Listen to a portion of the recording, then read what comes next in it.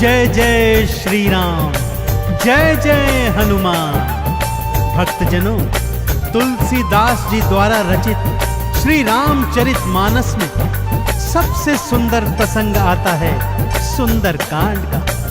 जी हाँ, यह सुंदरकांड परम राम भक्त श्री हनुमान जी की अनेकानेक लीलाओं का वर्णन करता है। कहते हैं सुंदरकांड को पढ़ने, सुनने एवं गाने से भक्तों को पूरी रामायण पढ़ने का शुभ फल प्राप्त होता है तथा साथ ही साथ हनुमान जी और प्रभु श्री राम जी की कृपाएं प्राप्त होती हैं। तो आइए पवित्र पावन सुंदरकांड का संगीतमय श्रवण इस सरल वाणी में सुनते हैं। एक बार फिर मेरे साथ बोलिए, बोलिए भगवान श्री रामचंद्र जी महाराज की, बोलिए श्री हनुमान जी महाराज की।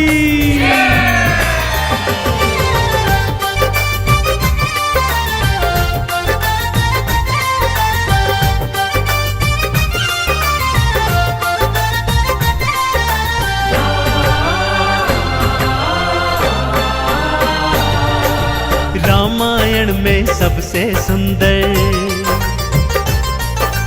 रामायण में सबसे सुंदर भक्तों सुंदर कांड है। श्री हनुमत की लीलाओं का करता ये गुणगान है, करता ये गुणगान है। रामायण में सबसे सुंदर भक्तों सुंदर कांड है। श्री हनुमत की लीलाओं का करता ये गुणगान है, करता ये गुणगान है। रामायण में सबसे सुंदर।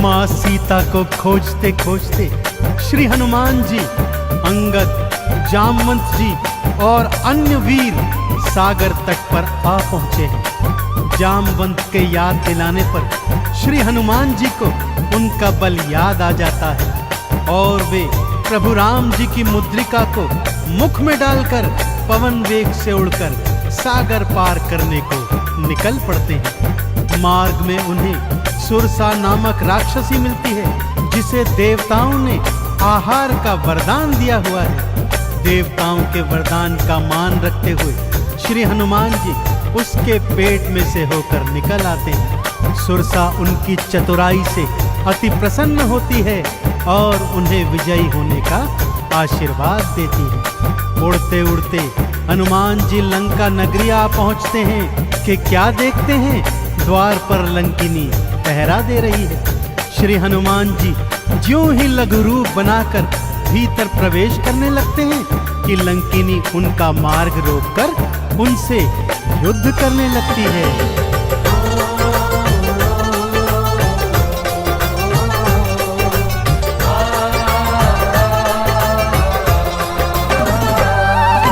मारी लात मुष्टिका थी मारी, लंकिनी धरा पे गिर आई। जाओ राम के काज कराओ, हनुमत से वो बतलाई। हनुमान के हाथों मर के मुक्ति उसने पाई है। लंका भीतर हनुमत आए, अखियां फिर चौंधाई है। सिया माँ का पता न पाए, सिया माँ का पता न पाए। हैरत में हनुमान है, श्री हनुमत की लीलाओं का करता ये गुणगान है, करता ये गुणगान है। रामायण में सबसे सुंदर भक्तों सुंदर कांड है। श्री हनुमत की लीलाओं का करता ये गुणगान है, करता ये गुणगान है। रामायण में सबसे सुंदर।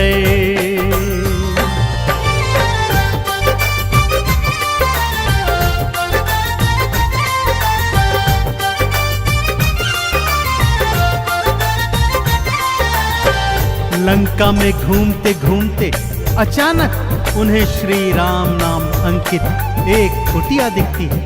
सत्य जानने हेतु वे ब्राह्मण का रूप बना कुटिया में जाते हैं तो वहां पर पापी रावण का श्री राम का परम भक्त भाई विभीषण को पाते हैं। दोनों में मैत्री हो जाती है और वहीं से हनुमान जी को मां सिया का पता प्राप्त होता है। अशोक वाटिका में पहुंचकर श्री हनुमान जी मां सिया को प्रभु की मुद्रिका देकर उनका संदेश देते हैं और मां सीता से वात्सल्य और ढेर सारे वरदान प्राप्त करते हैं। मां सीता की अनुमति लेकर वो बगिया से फल तोड़कर खाने लगते हैं, जिससे उनका राक्षसों से भयंकर युद्ध हो जाता है, जिसमें रावण का पुत्र अक्षय कुमार भी उनके हाथों मारा जाता है।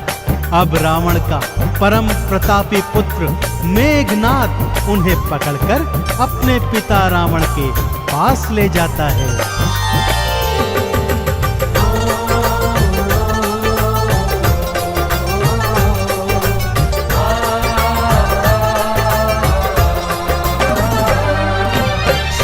माँ को वापस कर दो, हनुमत ये समझाते हैं। सुनी बात हनुमत की रावण क्रोध में आ जाते हैं। तेल बोरी पट बांध पुनी फिर पूंछ में आग थी लगवाई।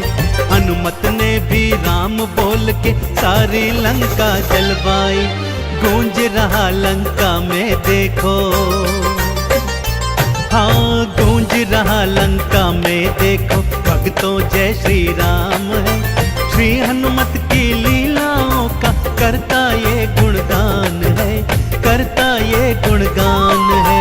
रामायण में सबसे सुंदर तो सुंदर कांड है। श्री हनुमत की लीलाओं का करता ये गुणगान है, करता ये गुणगान है। रामायण में सबसे सुंदर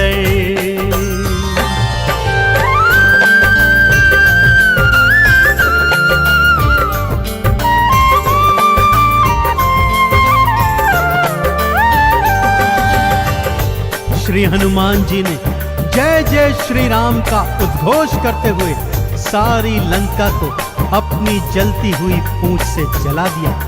इधर हनुमान जी जय श्री राम बोलते जाते, उधर लंका में हाहाकार मचता जाता।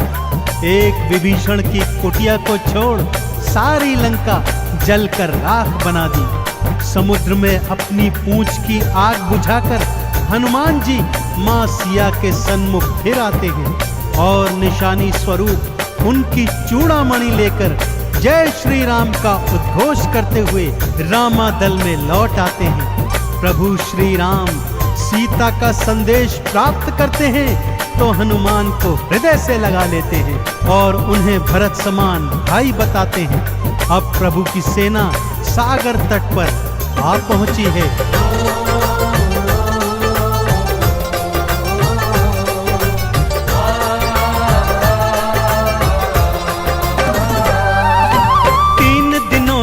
करी तपस्या फिर भी सागर ना माना। श्री राम ने अग्नि बाण फिर अपने धनुष पर था ताना। क्षमा मांग ली सागर ने और ये उपाय थे बतलाए। नल और नील के हाथों सागर पर से तू तो बंधवाए। शिला तैर गई सागर में, शिला तैर गई सागर में, जिस पर तो लिखा श्री राम है। श्री हनुमत की लीलाओं का करता ये गुणगान है, करता ये गुणगान है।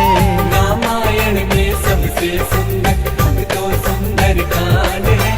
श्री हनुमत की लीलाओं का करता ये गुणगान है, करता ये गुणगान है। रामायण में सबसे सुंदर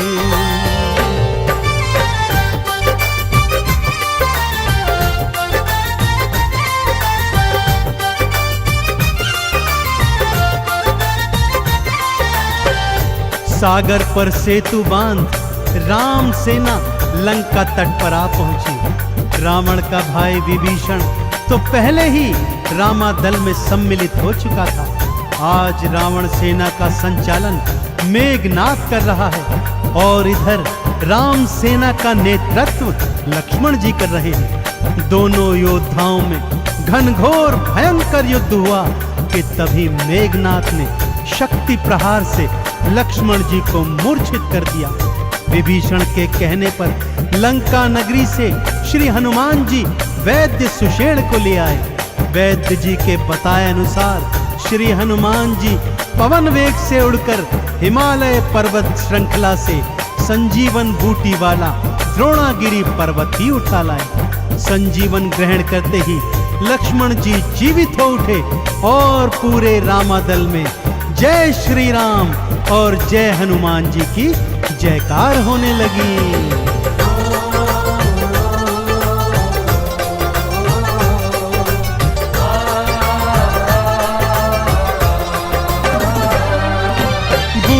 वाला पर्वत लाए प्राण लखन के राखे थे। काम काज करने में हनुमत भक्तों सबसे आगे थे। भरत समान बताए राम जी उनको हृदय लगाए थे। प्रेम के आंसू भक्त और भगवान की आंखों आए थे। राम चरण में बैठ गए थे। राम चरण में बैठ गए थे भक्तों फिर हनुमान है। श्री हनुमत की लीलाओं का करता ये गुणगान है, करता ये गुणगान है। रामायण में सबसे सुंदर भक्तों सुंदर कांड है।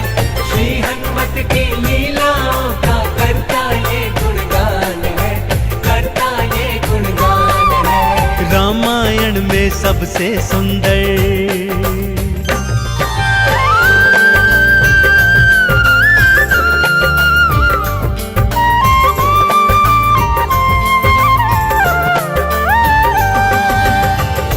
रावण और राम जी के बीच घनघोर युद्ध हुआ भक्तों। और रावण का अंत कर प्रभु श्री राम जी ने मां जानकी को उनकी कैद से छुड़ाया और भ्राता लक्ष्मण अपनी पत्नी सीता और अनेकानेक योद्धाओं के साथ पुष्पक विमान चढ़कर अयोध्या आ गए। भाई भरत ने विधि विधान से राम जी का राज तिलक करवाया। अयोध्या नगरी ने दीप जलाकर सारे नगर में दीपावली मनाई। देश देशांतर के राजाओं ने राम जी और सीता जी को अनमोल उपहार दिए। विभीषण ने भी अनमोल रत्नों की माला मां सीता को भेंट स्वरूप दी, जो मां सीता जी ने हनुमत के गले में पहना दी। और हनुमत को देखो, माला का एक एक मन का तोड़ता जाता है और उसे फेंकता जाता है। विभीषण के पूछने पर हनुमान जी कहते हैं कि जिस माला में श्री राम नहीं, वो माला भला मेरे किस काम की। क्रोध में विभीषण के ताना देने पर हनुमान जी क्या करते हैं, आइए सुनाता हूं।